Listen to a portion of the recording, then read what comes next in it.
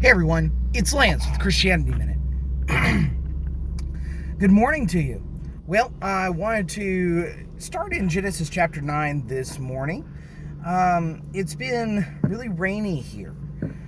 Here in East Texas, we had a lot of really big storms yesterday and a couple overnight. It looks like it's going to just keep going all week. I actually was scheduled to be in a parade this coming Saturday.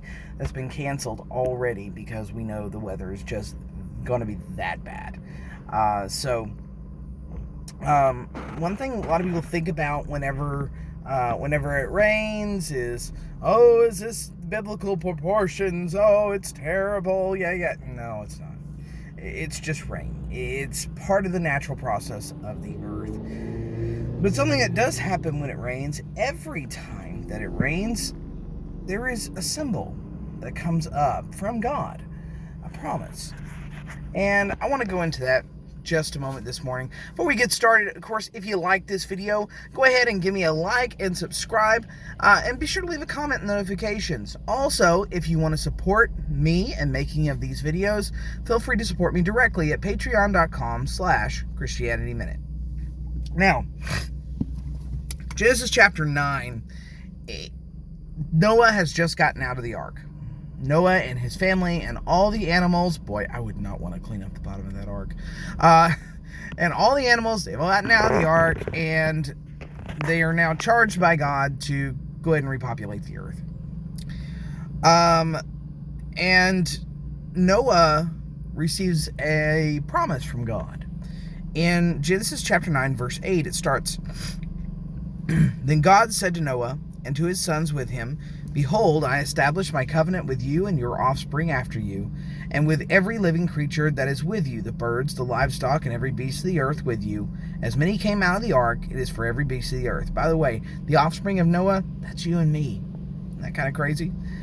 So, verse 11, I establish my covenant with you. I shall never shall flesh be cut off by the waters of flood, and never again there should be a flood to destroy the earth. Kind of got tongue-tied there. Verse 12, And God said, This is the sign of the covenant that I make between you and me and every living creature that is with you for all future generations. That's us. I have set my bow in the cloud and be a sign for the covenant between me and the earth. When I bring clouds over the earth, and the bow is seen in the clouds, I will remember my covenant that is between me and you and every living creature of flesh. And the waters shall never again become a flood to destroy the earth. When the bow is in the clouds, I will see it and remember the everlasting covenant between God and every living creature of all flesh that is of the earth. And God said to Noah, This is the sign of the covenant that I will establish between the flesh and all that is on the earth. Now, one thing about that passage is you have to remember that's kind of the way the ancient Hebrew writing went. Whenever they would write down these promises of God, it was really repetitive. He'd say the same thing over and over and over again. All Hebrew writing did that. So whenever Moses wrote these things down, you see a lot of it. So anyway, I wanted to bring up the rainbow, because science actually establishes that anytime there is rain, there is a rainbow. Somewhere, somebody sees a rainbow. And it all depends on where the sun is, but raindrops create that effect. It's a proven fact. Every time it rains, there's a rainbow. God's reminded of what he does. Now, one thing about the rainbow is that there has been a perversion of it lately. The LGBT community, I can't remember the rest of them, but LGBTQ, I think, has adopted the rainbow symbol and made flags, things of that nature, to be a symbol of diversity, of homosexuality, and all the things associated with that.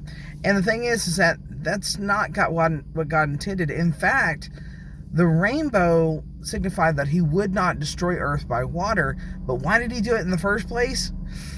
Guess what? There was a lot of homosexuality happening. There was a lot of sin happening. The idea was that inside man's hearts was sin continually. No matter what. It was just let's just sin and we're going to have a good time and forget God. That's why he destroyed the earth. And that's why he's going to do it again.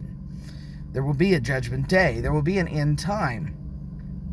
Don't get me wrong. It's not going to be some 1,000-year reign of Christ. Christ is never going to set foot on this earth ever again. I don't blame him. It'll be suddenly judgment day. And when judgment occurs, it'll be sudden. And it'll be by fire. The earth shall burn up in fervent heat. That's part of the promise. Don't let anybody fool you.